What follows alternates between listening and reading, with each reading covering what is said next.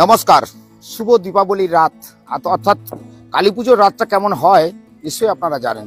আর আমরা একটি একটি করে মণ্ডপ, আমরা প্রথমে এর আগে একটি মণ্ডপ দেখিয়েছিলাম, সেখানে প্রতিমা দর্শন করিয়েছি, তার পাশাপাশি মণ্ডপ দর্শন করিয়েছি। তাদের এবছরে কি থিম ছিল নিশ্চয়ই আপনাদের দেখিয়েছি। তবে আর এক জায়গায় পৌঁছলাম, এটা হচ্ছে দক্ষিণ চব্বিশ পরগনার নামখানার নারায়ণপুর নেতাজি স্মৃতিসংঘ এবং নান্দাভাঙা গ্রামের নেতাজি স্মৃতিসংঘ, এবং তাদের কর্মকর্তা রয়েছে, তাদের এবছরের চিন্তা ভাবনা কি রয়েছে, তাদের কি থিম রয়েছে। তবে হ্যাঁ, শ্যামাকালী অর্থাৎ এই কালী যখন পুজো হয় তখন আপনারা সবাই জানেন চারিদিকে আলোকিত করা হয়। তবে আজকে কিন্তু সেই জায়গায় এসে আমরা দেখাচ্ছি। আর আপনাদের যারা দর্শকরা দেখছেন আপনাদের বলবো, মণ্ডপ দর্শন করুন, প্রতিমা দর্শন করুন, তার পাশাপাশি কর্মকর্তা যিনি রয়েছেন ওনার কাছে যাওয়া। তিনি বর্ষিয়ান একজন, আমাদের বলতে গেলে এই গ্রামেরই একজন বর্ষিয়ান। তো ওনার সঙ্গে কথা হবে। দাদা, হঠাৎ করে চিন্তা ভাবনা হলো, ক্লাবের ছেলেরা তারাও রয়েছে, তাদের সঙ্গে তো কথা হবে। তো এই যে প্রকৃতির যে প্রজাপতি গুলো দিয়ে বিভিন্ন ডিজাইন করে যে হঠাৎ এই চিন্তা ভাবনাগুলো ক্লাব কর্তৃপক্ষ বা আপনারা হঠাৎ করলেন কেন? দর্শকরা দেখছেন, কি বলবেন? আমরা আমাদের এই শ্যামা মায়ের আরাধনা দীর্ঘ 25 বছর ধরে চলছে। এবছরের আমাদের নেতাজি স্মৃতিসংঘের সমস্ত সদস্যবৃন্দ বসে একটা আলোচনার মাধ্যমে সিদ্ধান্ত নেওয়া হয়েছে যে এবছরে আমাদের থিম প্রজাপতি। এই শরতের আকাশে আজকের যে শ্যামা পূজা, আলোক উজ্জ্বলিত এই মঞ্চে আজকের মানুষ আমরা নেতাজি স্মৃতিসংঘ শক্তি আরাধনায় ব্রতী হয়েছি। আমাদের সঙ্গে নেতাজি স্মৃতিসংঘ সবাইকে সঙ্গে নিয়ে আজকের এই পূজায় ব্রতী হয়েছেন, এবং আগামী দিনে এই পুজো এবং এই পুজোর প্যান্ডেল বা থিম আরও নতুন নতুন চিন্তা ভাবনায় যাতে করে আসে সেই সমস্ত ভাবনা চিন্তা চলছে। এবং এই অনুষ্ঠানে আমাদের 3 দিন ধরে অনুষ্ঠান রয়েছে। আমাদের গতকাল অনুষ্ঠান রয়েছে নৃত্য কম্পিটিশন, এবং তার পরের দিন রয়েছে বিচিত্রা অনুষ্ঠান, এবং 10 তারিখে রয়েছে 10ই কার্তিক রয়েছে আমাদের যাত্রা অনুষ্ঠান। আমাদের এই করেই আমাদের এই অনুষ্ঠান সমাপ্তি ঘোষণা করা। অর্থাৎ দীপাবলি পুজোটা যখন আমরা জানি বছরে একটা দিন যখন আসে, বা বিভিন্ন সময় কিন্তু কালী পুজো হয়, আজকে কিন্তু শ্যামা পুজো হচ্ছে। শ্যামা পূজা হোক কিংবা কালী পূজা, কালী রূপে পুজো, শ্যামা কালী রূপেই পূজা হোক, শ্যামা কালী পুজো আমরা দেখছি আমাদের ধর্মশাস্ত্র থেকেই আমরা দেখেছি যে শ্যামা মা মানে কৃষ্ণের আরেকটি রূপ, একদম আদ্যা শক্তি। আমাদের শক্তি কৃষ্ণ কিংবা নারায়ণ, মূল শক্তি আমাদের শ্রীকৃষ্ণ। সেই শ্রীকৃষ্ণের রূপ থেকেই শ্যামা মায়ের আবির্ভাব। সেই শ্যামা মায়ের আজকের আমরা আরাধনা করছি। এক কথায় শক্তির আরাধনা, অশুভ শক্তিকে দূরে সরিয়ে দিয়ে আমরা আলোয় আলোকিত করতে চাইছি। সমস্ত মানুষের মনে যেন শুভ চিন্তা, শুভ ভাবনা, শুভ ভ্রাতৃত্ববোধ ফিরে আসে। তো এই জায়গাতে দেখলাম যারা দর্শনার্থী যারা আসবে আপনাদের এই মণ্ডপ দেখতে, যেহেতু প্রজাপতির মণ্ডপ বা শরতের আকাশ, প্রাকৃতিক বিপর্যয়কে বিভিন্ন সময় আপনারা উপেক্ষা করে যেহেতু আজকের একটা এত সুন্দর করে মানুষের কাছে মানে দর্শনার্থীদের কাছে উপহার দিয়েছেন, সেক্ষেত্রে দর্শনার্থীরা তারা যে আসবে আপনাদের মণ্ডপ দেখতে, তারা তো আসবেই, তারা জানে না পথ নির্দেশিকা যদি না দেন তারা আসবে কি করে? এখানে আমাদের আজকের যে প্রজাপতি থিম হয়েছে, এই শরতের আকাশে প্রাকৃতিক সৌন্দর্যের সঙ্গে ম্যাচিং করে আজকের এই চিন্তা ভাবনা নেতাজি স্মৃতিসংঘের এই থিম। এই পুজো প্যান্ডেল দেখতে গেলে আসতে হবে তারাপদ দোকান যে বাস স্টপেজ, এই বাস স্টপেজ ধরেই পশ্চিম দিকে আসলেই মিলন বোর্ড, নান্দাভাঙ্গা নেতাজি স্মৃতিসংঘ এবং বিশালক্ষী শীতলা মায়ের মন্দির, এই মন্দির প্রাঙ্গণে এই আরাধনা হচ্ছে, এই শ্যামা মায়ের পূজাটা চলছে।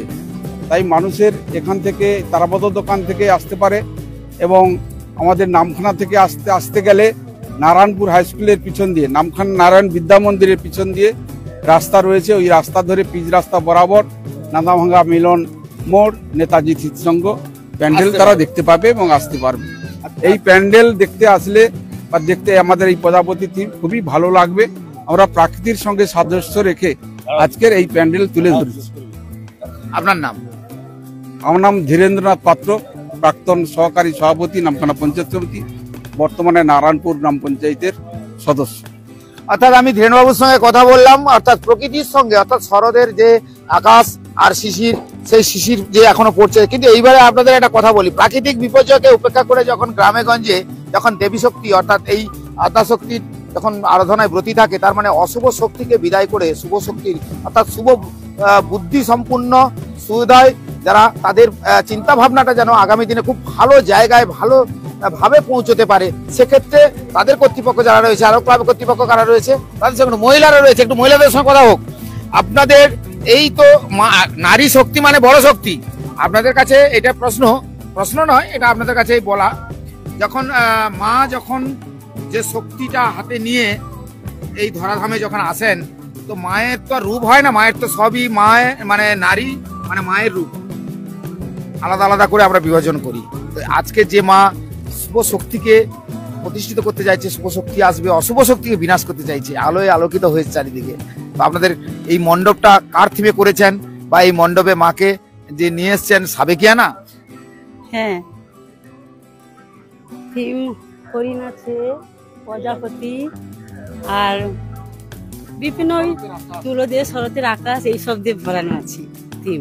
আর মা তো সাবেকিয়া না দেখতে পাচ্ছি, থিমে ইয়ে নয় তো, মানে ডাকের শেষ তো? হ্যাঁ হ্যাঁ, ডাকের। তো সামাকালী তো? হ্যাঁ। আচ্ছা, আপনার কি নাম?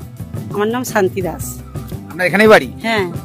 আমি শান্তিদির সঙ্গে কথা বললাম, শান্তিদি হয়তো একটু কিন্তু বোধ করছে, ক্যামেরার সামনে অনেকে বলতে গেলে একটু দ্বিধাবোধ করে। ক্লাব কর্তৃপক্ষের আর কারো রয়েছে, তাদের সাথে কথা বলবো।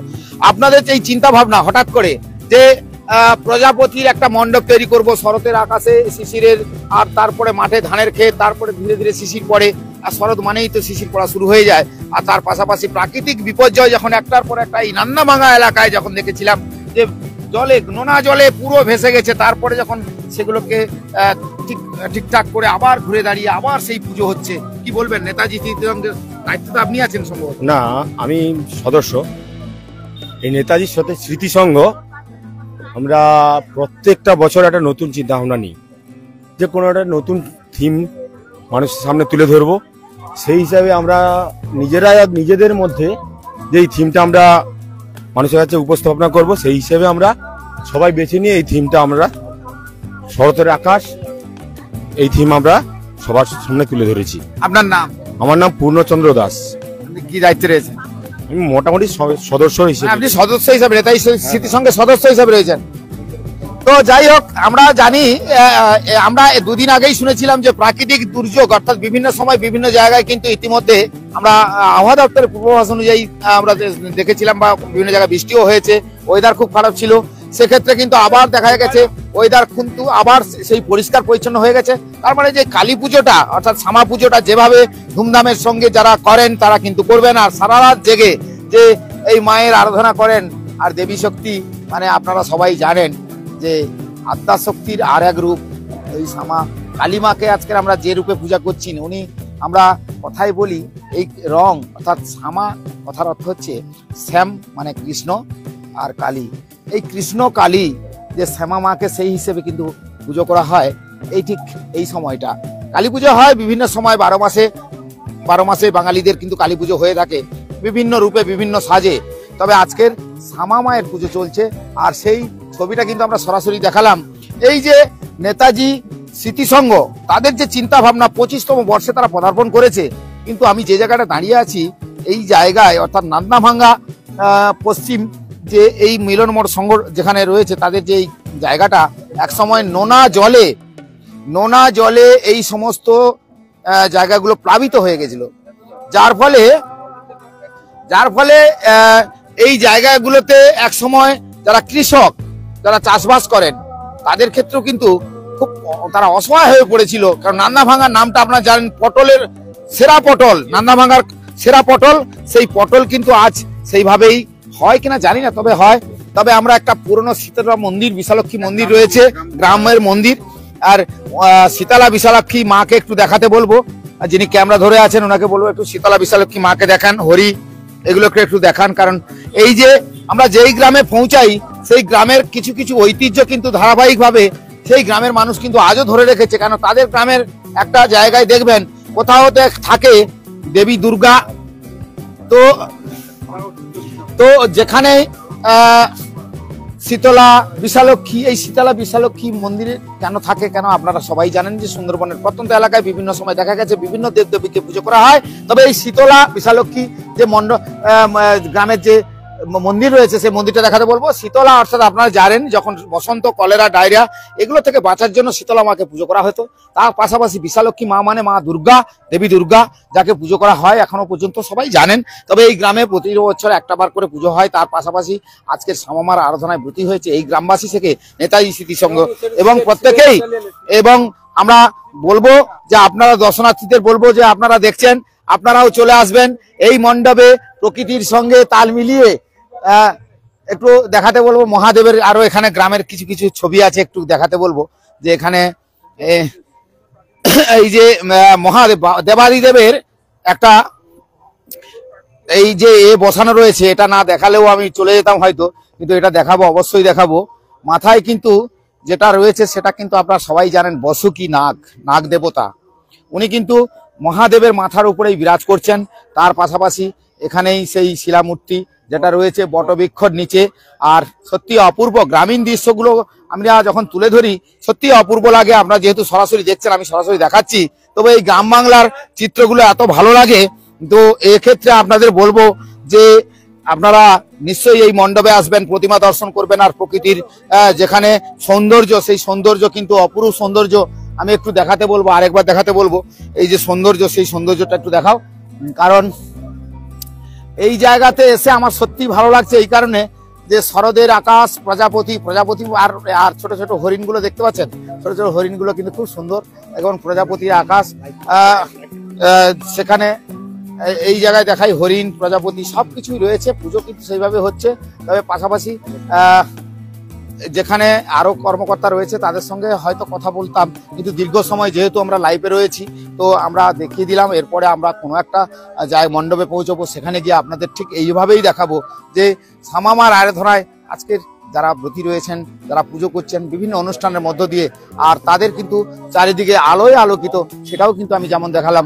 সবাইকে বলবো যে আজকের দিনটা সবাই কিন্তু আনন্দ করে কাটান। তবে হ্যাঁ, একটা কথা মাথায় রাখবেন, এই যে শব্দবাজি যেটা পলিউশন হয়, এটা কিন্তু একটু মাথায় রাখবেন। কারণ শব্দবাজি বা সাউন্ড মানে যে শব্দটা শুধু বাজির শব্দ নয়, ধোঁয়া, এটাও কিন্তু একটা পলিউটেড। অর্থাৎ পলিউশন থেকে মুক্ত রাখতে হবে। গ্রাম কিন্তু খুব পলিউটেড মুক্ত হয়, এখানে ফ্রি অক্সিজেন পাওয়া যায়। তো সেক্ষেত্রে সবকিছু মিলিয়ে মিশে সবাই যেন সেগুলোকে সচেতন রাখে এবং সবাই ভালো থাকে, এটাই বলবো। আর আগামী দিনে নিশ্চয়ই এইরকম একটা কোনো আবার আমরা কোনো একটা মণ্ডপে পৌঁছে যাব। সেক্ষেত্রে এই মণ্ডপ কেমন লাগলো লাইক, কমেন্ট, শেয়ার করে অবশ্যই আমাদের কিন্তু জানাবেন। গ্রামীণ কৃষি শিল্প সমাচার পেজে কিন্তু আমরা এখনো রয়েছি, আর আপনারা অবশ্যই আমাদের জানাবেন।